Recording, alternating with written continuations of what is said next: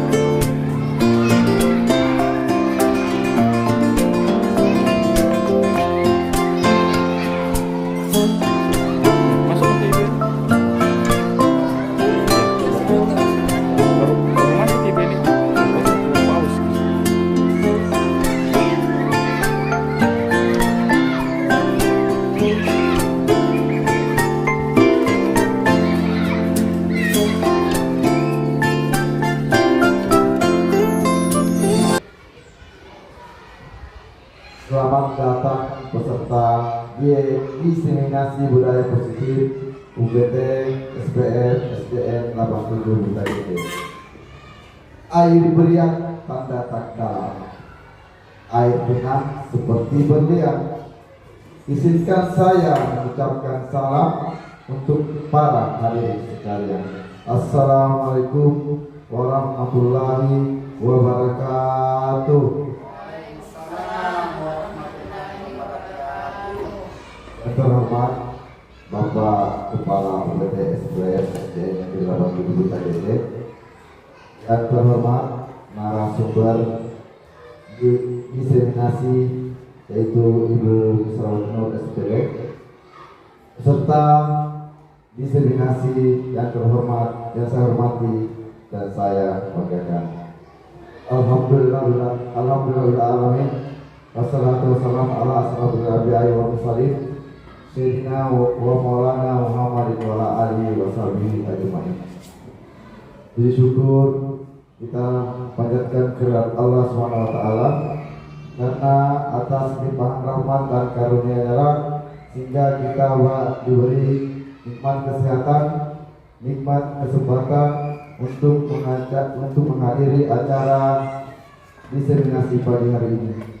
Dan tanpa berat kita kirimkan salam dan salawat kepada Nabi besar kita, Nabi Muhammad SAW, sebagai suri teladan bagi kita semua, dan semoga senantiasa kita mendapatkan syafaatnya di akhir nanti.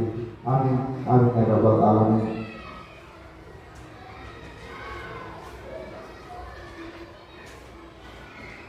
Susunan acara diseminasi budaya positif UPT SPR SDN 87 BKIT. Acara pertama, marilah kita membuka acara ini dengan melafazkan basmalah. Bismillahirrahmanirrahim. Acara kedua arahan oleh Bapak Kepala Sekolah sekaligus membuka acara ini. Kepada beliau kami persilakan.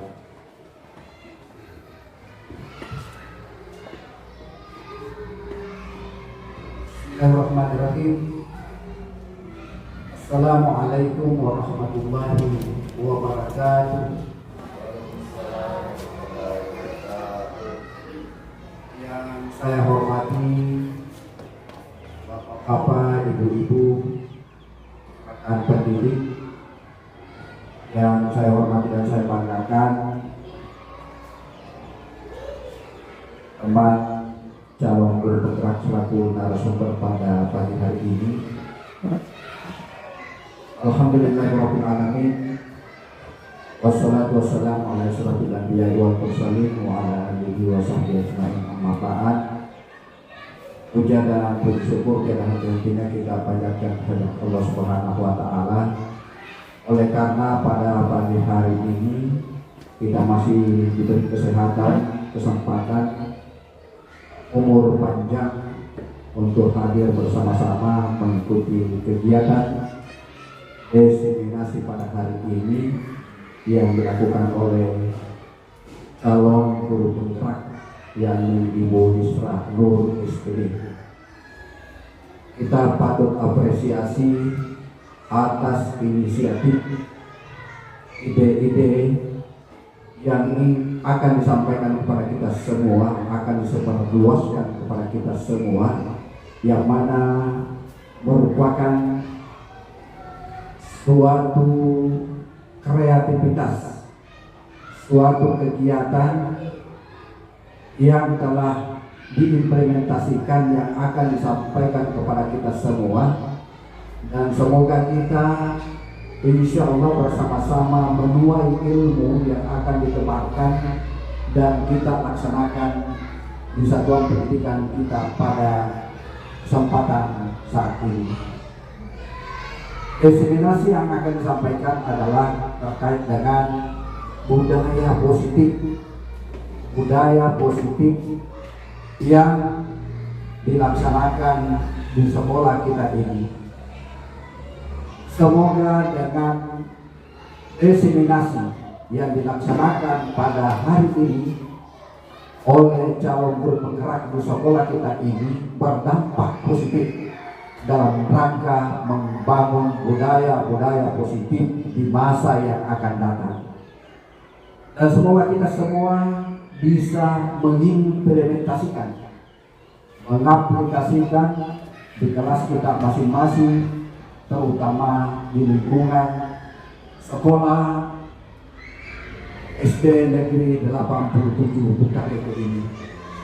Kita berharap mudah-mudahan teman calon guru penggerak kita ini insya Allah sukses dan dapat menjadi motivasi buat kita semua untuk mengikuti jejaknya, terutama mengikuti, mengimplementasi atas diseminasi yang akan dilaksanakan pada hari ini, yaitu terkait dengan penerapan budaya positif di sekolah kita ini. Dan kepadanya saya atas nama penanggung jawab di sekolah ini mengucapkan terima kasih banyak atas ilmu yang akan dibagikan kepada kita semua, dan semoga bermanfaat di masa yang akan datang, terutama di sekolah kita ini UPT SPM SD Negeri 87 Bukit. Dan pada akhirnya adalah kita bersama-sama mengikuti acara ini, dan acara ini kami buka dengan mengucapkan Bismillahirrahmanirrahim. Acara diseminasi dibuka dengan resmi. Assalamualaikum warahmatullahi wabarakatuh.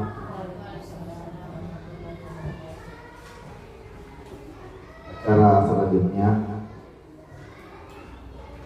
diseminasi yang akan disampaikan oleh calon guru penggerak, yaitu Ibu Misrawati Nur SPD.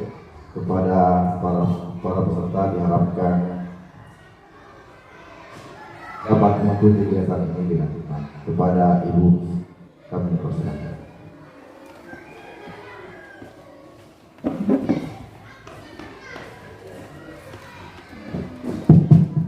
Bismillahirrahmanirrahim. Assalamualaikum warahmatullahi wabarakatuh. Baiklah rekan-rekan teman sejawat yang sempat atau menyempatkan menyempatkan hadir untuk menghadiri acara yang saya laksanakan, yaitu diseminasi budaya positif yang akan kita laksanakan di sekolah yang tercinta ini, yaitu sekolah UPT SPM SDN 87 Butangenge.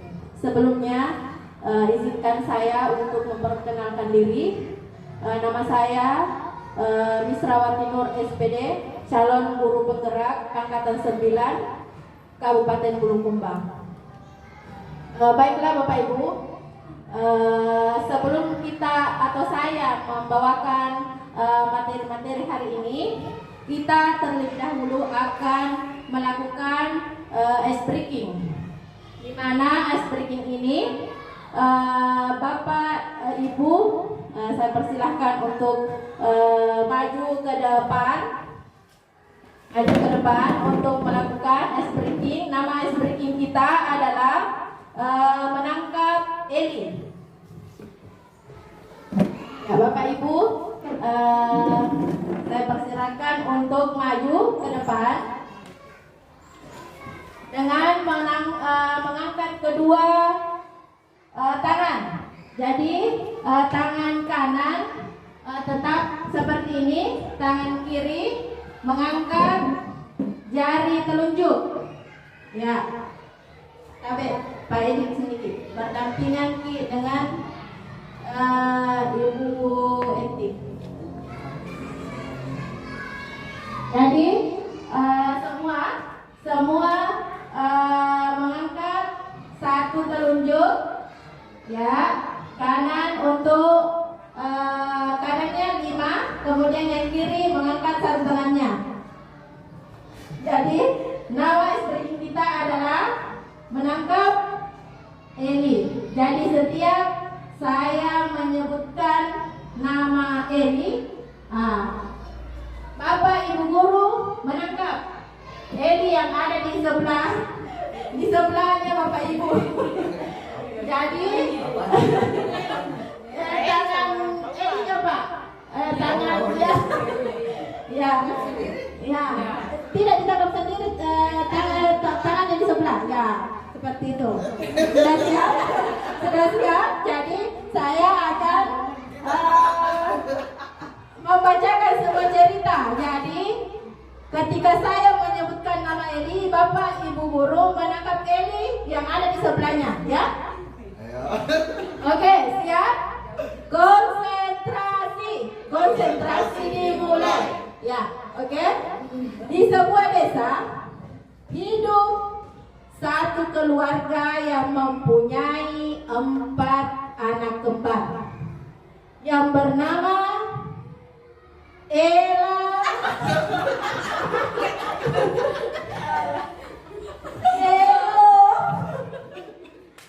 Eli.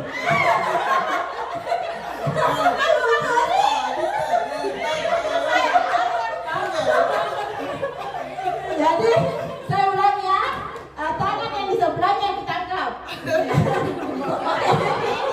Ya. Oke.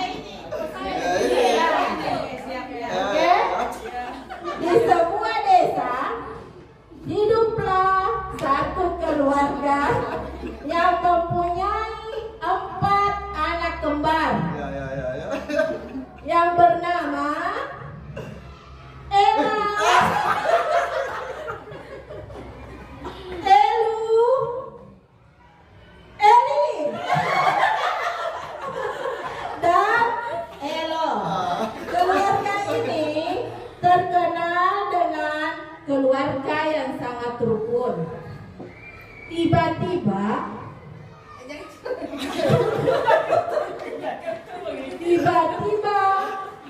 Ela pergi meninggalkan rumah. Jika Eli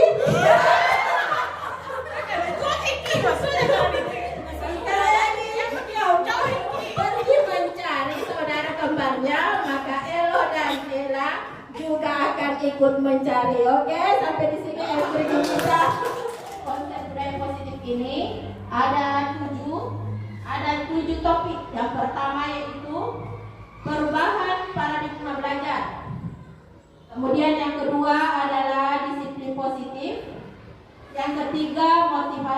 perilaku manusia. Yang keempat, kebutuhan dasar manusia. Yang kelima adalah posisi kontrol, restitusi. Yang keenam adalah keyakinan kelas. Dan yang ketujuh adalah segitiga restitusi. Baiklah, pembelajaran yang pertama yang saya akan sampaikan yaitu pembelajaran dengan paradigma baru, di mana pembelajaran paradigma baru merupakan pembelajaran yang berorientasi pada penguatan. Jadi, pembelajaran dengan paradigma baru ini penguatan kompetensi dan pengembangan karakter. Jadi di sini kompetensi dan pengembangan karakter harus dikuatkan, yaitu dengan profil pelajar Pancasila, di mana profil pelajar Pancasila ini mempunyai 6 dimensi. Yang pertama yaitu beriman dan bertakwa kepada Tuhan Yang Maha Esa dan berakhlak mulia. Kemudian yang kedua, mandiri. Yang ketiga, berpikir kritis. Yang keempat, kreatif. Dan kelima, bergotong royong. Dan yang keenam, berkebinekaan global. Kemudian yang kedua adalah disiplin positif. Jadi ini disiplin positif dalam budaya kita yang biasa kita lakukan. Makna kata disiplin dimaknai menjadi sesuatu yang dilakukan seseorang pada orang lain untuk mendapatkan kepatuhan. Jadi yang seperti biasa kita lakukan, disiplin ini kita seperti kayak ada rasa takut, misalnya guru ke kepala sekolah. Biasanya makna disiplin ini karena takut akan misalnya dimarahi oleh kepala sekolah jika kita terlambat. Begitu pula dengan anak-anak didik kita, takut terlambat karena nanti dimarahi oleh guru. Cenderung menghubungkan kata disiplin dengan ketidaknyamanan. Jadi tidak nyaman. Misalnya saya sendiri dengan kepala sekolah saya tidak nyaman karena terlambat terus, atau misalnya saya tidak masuk mengajar, jadi merasa tidak nyaman seperti itu. Menurut Diana Rosen mengatakan bahwa kata disiplin berasal dari kata Latin disciplina yang artinya belajar. Kata disiplin juga berasal dari akar kata yang sama dengan discipline, yaitu murid. Untuk menjadi seorang murid harus paham betul alasan mengapa mereka mengikuti suatu ajaran. Jadi seperti dengan murid kita ini harus tahu mengapa dia harus mengikuti aturan tersebut. Dan seperti dengan kita mengajar di kelas, sebelum kita mulai kan kita menyampaikan tujuan kita, menyampaikan apa tujuan yang akan kita sampaikan ke anak didik kita. Seperti juga dengan ini, kita harus mengetahui dulu kenapa kita harus mengikuti aturan tersebut. Sama dengan anak-anak kita, misalnya hari ini belajar mengenai misalnya penjumlahan. Jadi anak-anak kita itu tahu bahwa hari ini saya harus tahu mengenai penjumlahan. Itu mulai dari dalam dirinya, bukan karena takut misalnya gurunya kau harus tahu tentang menghitung misalnya. Jadi itu harus ditanamkan kepada anak didik kita tentang tujuan dia belajar hal itu. Kemudian di sini ada disiplin positif. Nah, di sini di disiplin positif ada yang namanya hukuman, ada yang namanya konsekuensi dan restitusi. Jadi di sini kita sebagai seorang guru, mode yang biasa menghukum, ada mode konsekuensi dan restitusi. Nah, di sini di hukuman ada ciri-cirinya, misalnya sifatnya paksaan. Jadi yang mode hukuman ini sifatnya dipaksa. Anak-anak misalnya dipaksa, misalnya si Eri misalnya, kamu harus lakukan ini. Jika tidak saya akan seperti ini. Ibu guru akan begini. Misalnya akan mencuri. Nah, ini ada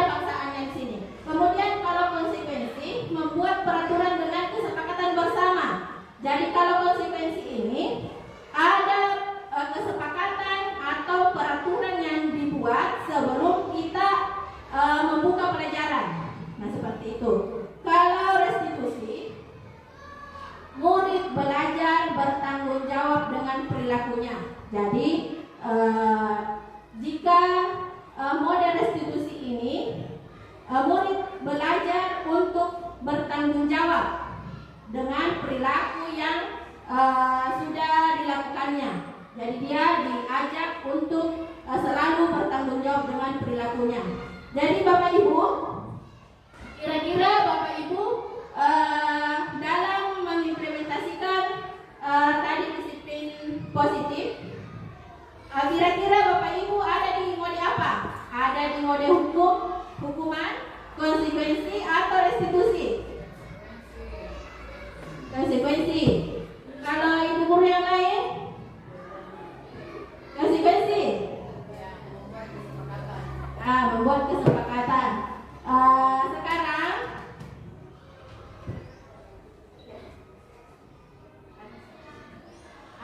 kemudian di sini di hukuman belajar untuk menyembunyikan masalah.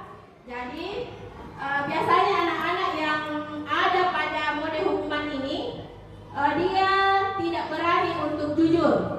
Kenapa?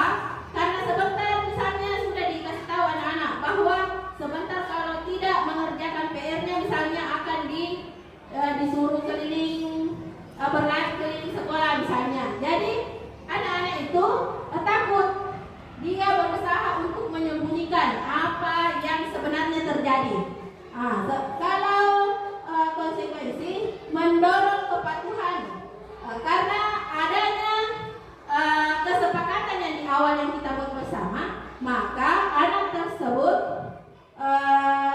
mendorong dirinya untuk selalu patuh apa yang disepakati di awal.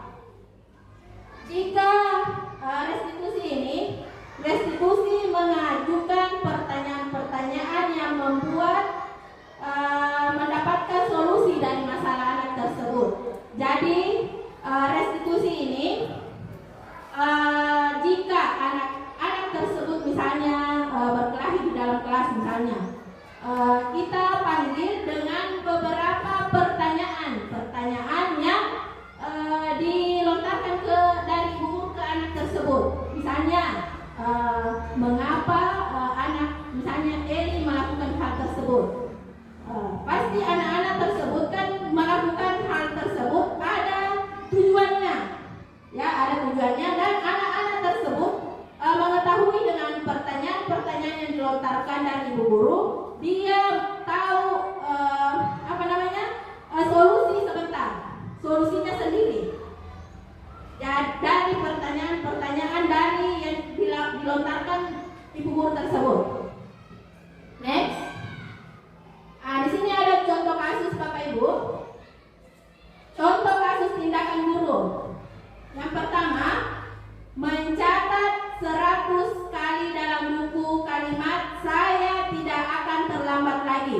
Nah, kasus yang pertama ini mencatat 100 kali dalam buku kalimat "saya tidak akan terlambat lagi", itu masuk di mode apa Bapak Ibu? Konsekuensi. Karena ini kan mencatat 100 kali "saya tidak akan terlambat", kan awalnya dia membuat kesepakatan di awal tentang mengapa terlambat. Kalau terlambat harus melakukan sanksi. Nah, yang kedua, lari mengelilingi lapangan basket karena terlambat ke sekolah. Menurut Bapak Ibu, ini lari mengelilingi lapangan basket karena terlambat ke sekolah ini mode di mana? Hukuman. Ya, hukuman. Baik. Kemudian yang ketiga, murid diminta push up 15 kali karena tidak memakai masker. Hukuman. Baik. Yang keempat, membersihkan coretan yang dibuatnya di meja tulis. Konsekuensi. Kemudian yang kelima, menggantikan kertas tugas teman yang telah dicoret-coret. Konsekuensi. Tadi cuma 3, hukuman, konsekuensi, dan restitusi. Yang keenam, berjemur di lapangan basket karena ngobrol dengan teman. Ya, hukuman. Baik. Next. Jadi saya pikir ibu guru sudah mengetahui. Nah, seperti ini mencatat 100 kali masuk konsekuensi, lari mengelilingi lapangan basket karena terlambat adalah hukuman. Kemudian murid diminta push up 15 kali karena tidak memakai masker adalah hukuman. Membersihkan coretan adalah konsekuensi. Menggantikan kertas tugas teman yang telah dicoret-coret adalah konsekuensi. Dan terjemur di lapangan basket karena ngobrol dengan teman adalah hukuman. Jadi sekarang kita masuk Bapak Ibu di pembahasan kebutuhan dasar manusia. Nah, di sini kebutuhan dasar manusia sebenarnya semua, bukan saja anak-anak yang membutuhkan kebutuhan dasar ini, semuanya sebagai makhluk hidup,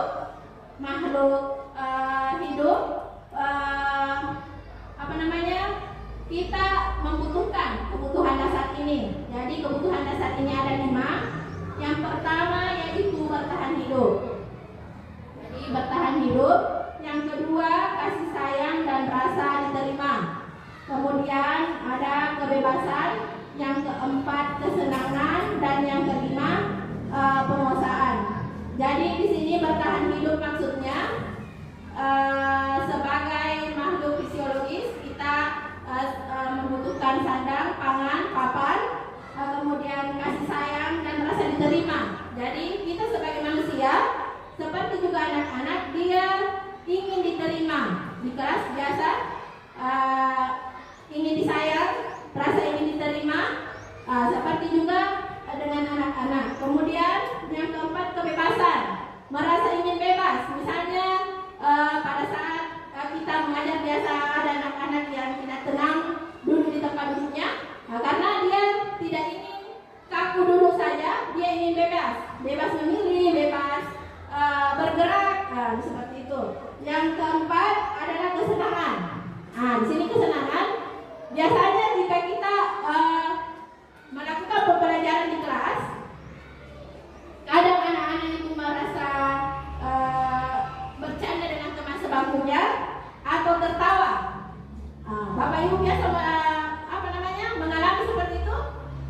Ya, pasti selalu mengalami seperti itu ya. Jika kita menjelaskan, anak-anak kadang berbicara juga tertawa dengan temannya. Nah, ini adalah dia membutuhkan kesenangan. Kemudian yang kelima adalah penguasaan. Dan di sini biasanya dalam satu kelas ada yang ingin menguasai temannya. Misalnya mungkin ini ada yang lebih tinggi dalam kompetensinya, jadi ingin menguasai temannya. Ya, next. Di sini Bapak Ibu ada kasus. Contoh kasus, ibu guru bilang, aku tidak boleh bersenandung. Kata ibu guru kelas harus tenang. Kan itu tidak seru jadinya. Menurut Bapak Ibu ini masuk di mana? Kebutuhan apa? Ya, baik. Kesenangan, karena anak ini senangnya selalu mau bersenandung, bernyanyi. Jadi karena ibu gurunya ini tidak mendapatkan dari ibu gurunya ini kebutuhan kesenangan, makanya dia merasa emosi kepada gurunya karena dilarang untuk bersenandung. Ya. Yang kedua adalah ibu guru tidak menyapaku hari ini, padahal aku memakai jilbab baru. Menurut Bapak Ibu ini termasuk kebutuhan yang mana? Ya, kasih sayang ya. Kasih sayang dan rasa diterima. Karena biasanya anak-anak itu cari perhatian ya sama kita gurunya, apalagi dia memakai sepatu baru atau jilbab baru. Kemudian yang ketiga adalah aku bosan belajar itu saja, dengarkan ibu guru itu saja. Kebebasan. Jadi di sini anak-anak itu mau situasi yang berbeda. Anak-anak ini misalnya karena kita mengajarnya di kelas terus, dia bosan dengan yang itu saja. Dia maunya di belakang kelas kah, di taman atau dibawa ke perpus. Ini anak-anak yang ingin kebebasan, mau suasana yang berbeda dari biasanya. Next.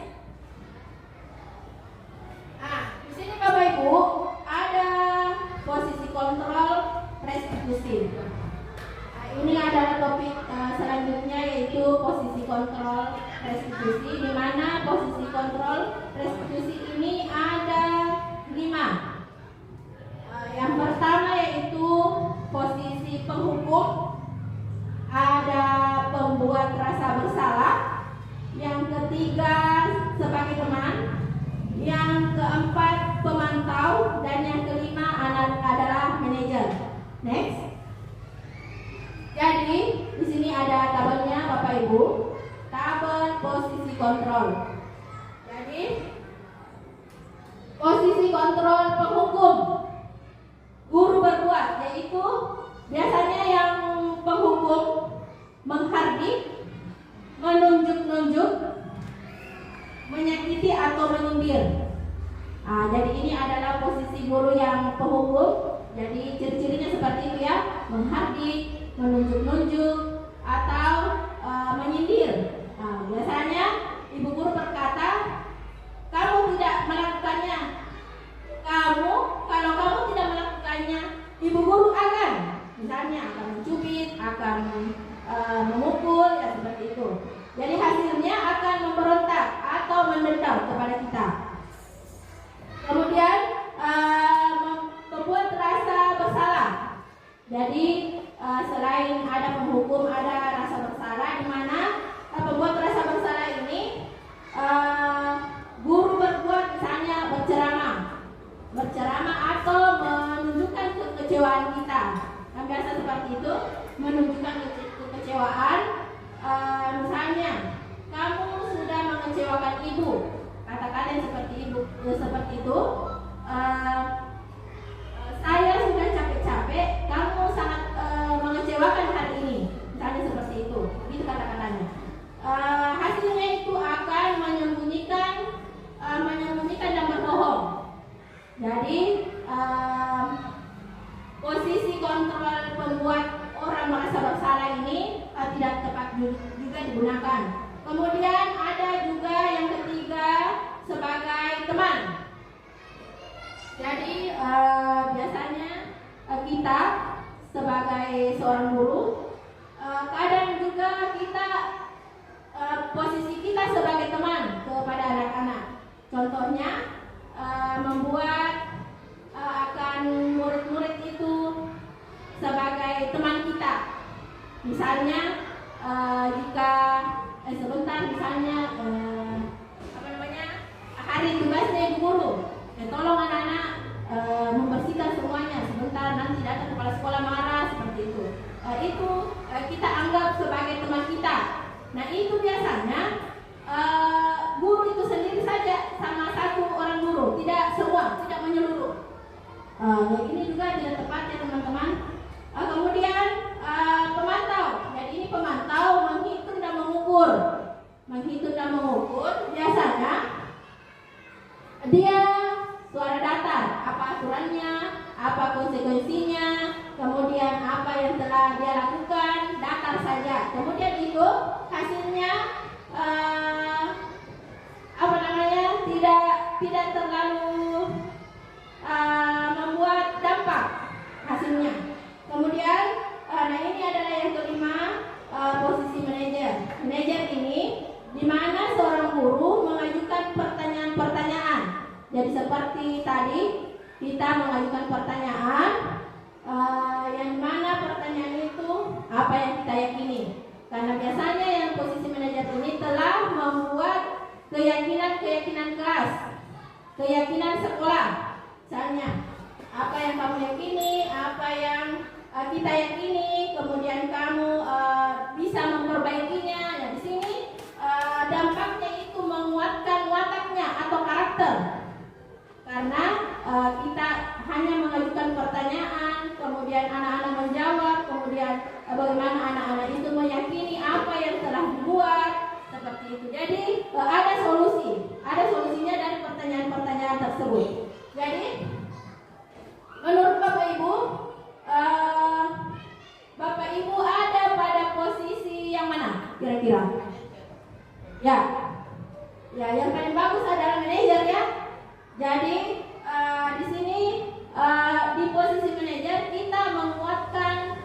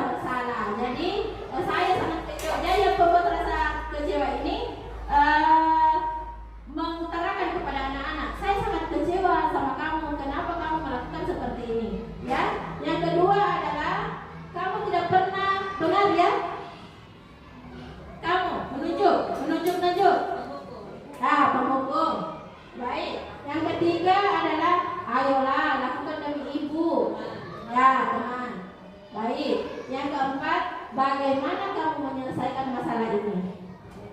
Ya, manajer. Baik. Yang kelima, kamu tidak akan mendapatkan bintang kalau kamu tidak melakukannya. Ada Bapak Ibu, tolong di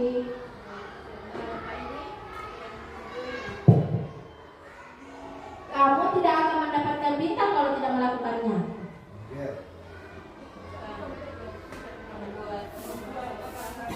Ya, apa? Memantau. Nah, kita sama-sama melihat. Sama-sama melihat. Next, Pak Edi.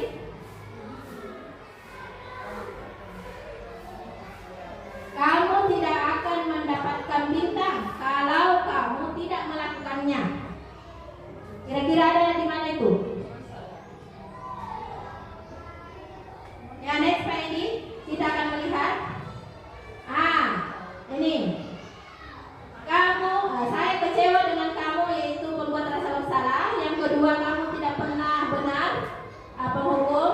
Ayolah lakukan demi ibu, teman. Bagaimana kamu menyelesaikan masalah ini adalah sebagai manajer. Kamu tidak akan mendapatkan bintang kalau kamu tidak melakukan tugas ini. Jadi itu adalah pemantau. Baik.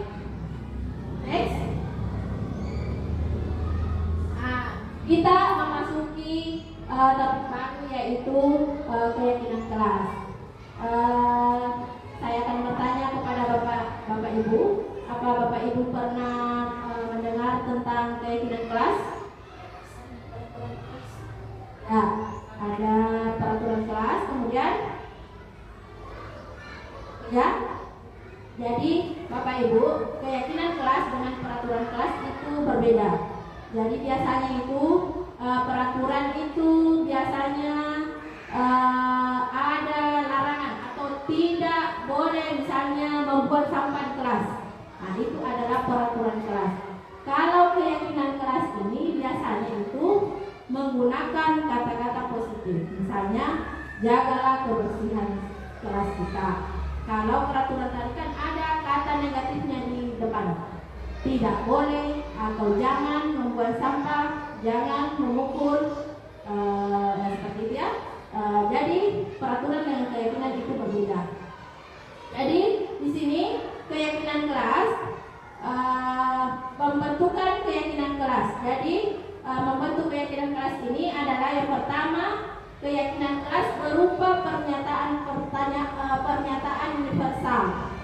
Jadi yang kedua, pernyataan keyakinan kelas senantiasa dibuat dalam bentuk positif. Nah, seperti tadi saya utarakan,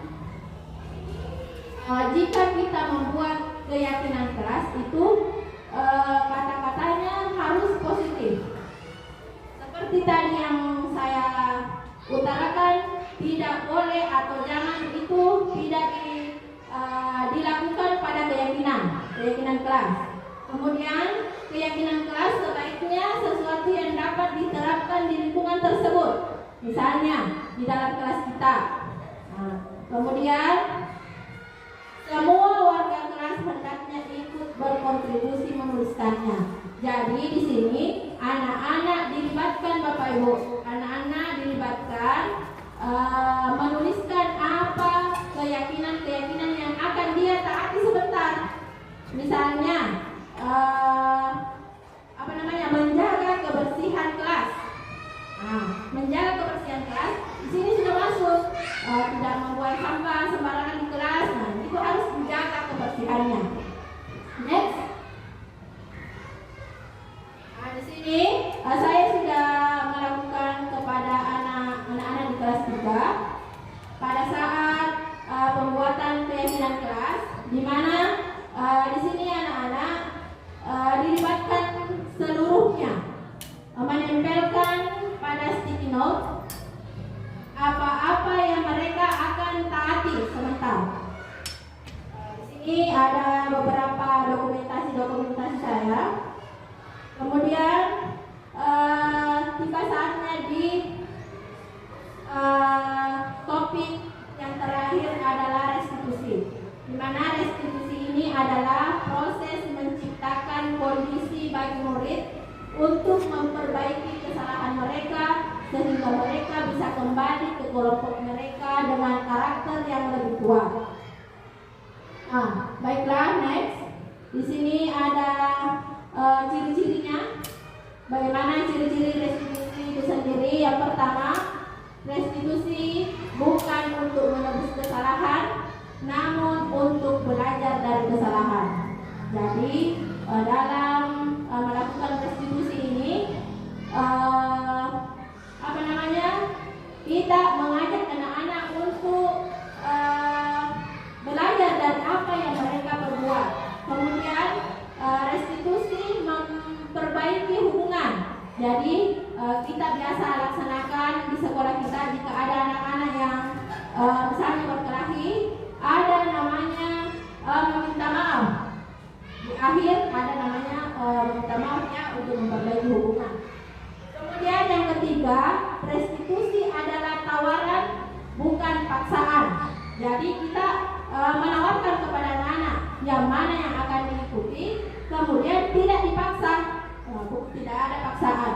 Kemudian restitusi fokus pada karakter bukan tindakan. Jadi melaksanakan restitusi kita membentuk karakter anak. Jadi bukan tindakan-tindakan yang membuat anak merasa bersalah kepada dirinya. Kemudian restitusi itu menguatkan. Jadi melakukan restitusi menguatkan karakter. Kemudian restitusi fokus pada solusi. Jadi setiap restitusi yang dilakukan ada solusinya, ada solusi pada anak tersebut. Di sini ada segitiga restitusi, di mana segitiga restitusi ini menstabilkan identitas. Di mana menstabilkan identitas ini biasanya jika ada anak-anak yang berkelahi misalnya dipanggil menstabilkan identitas, misalnya contohnya kata-katanya itu semua orang pernah berbuat salah, bukan hanya kamu saja. Kemudian setelah kita menstabilkan identitas, ada namanya validasi tindakan yang salah. Jadi validasi tindakan yang salah ini adalah bagaimana anak ini mengutarakan yang betul apa tindakan yang dia lakukan, apa betul tindakan yang mereka lakukan atau anak itu lakukan. Kemudian menanyakan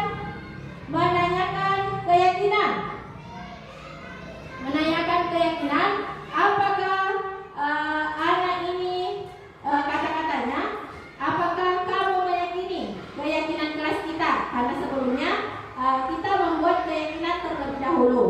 Next. Jadi di sini saya sudah praktik contoh kasus restitusi, yaitu ada salah satu anak makan di dalam kelas, di mana anak tersebut melanggar keyakinan kelas yang telah dibuat karena dia makan di dalam kelas. Ini adalah salah satu kasus restitusi yang pernah saya lakukan di kelas saya. Baiklah Bapak Ibu, dengan berakhirnya topik restitusi, segitiga restitusi yang saya paparkan hari ini, saya banyak berterima kasih karena sudah menemani saya mengikuti acara restitusi yang saya lakukan hari ini untuk program pendidikan guru penggerak. Saya akhiri dengan ucapan nun wal qalami wa ma yaskurun, demi pena dan apa segala yang dituliskannya. Wassalamualaikum warahmatullahi wabarakatuh.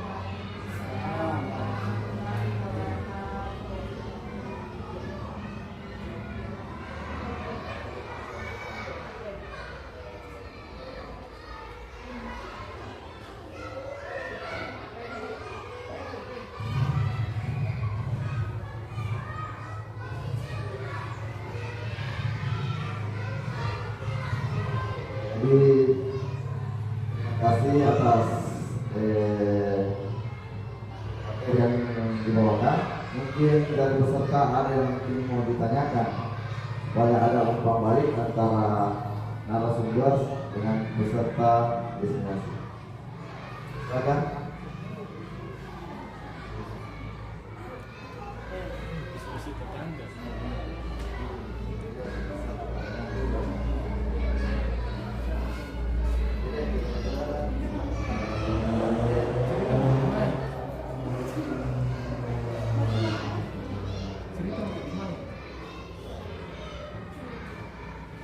Ya, mungkin acara selanjutnya adalah penutup.